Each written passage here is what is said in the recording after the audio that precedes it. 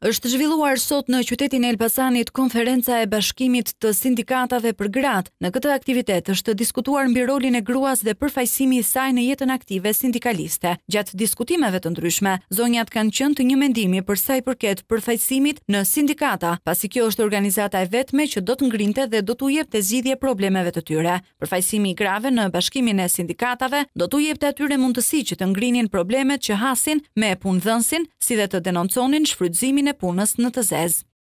Kjo sindikat sapo më mirë të them sa ka filluar të zhvillohet që të marrë jetë, edhe njerëzit janë, sidomos gruaja është ajo që po merr pjesë bindshëm dhe fuqishëm, ashtu siç po bën edhe tani gruaja po thoj se ka të drejta të barabarta po si burri, dhe për mendimin tim gruaja në sindikatat e pavarur të Shqipërisë ka po realizon gjithçka.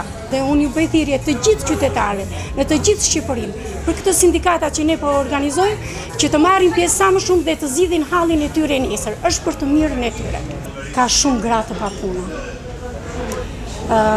Gruaja është ajo që e di hallin, e di skamja, dhe te gruaja po thoj se është ulur varfëria këmbë kryq. Gruaja e çan hallin e të gjithë familjes dhe ajo e ndjen më shumë varfëri në këtë këmbë.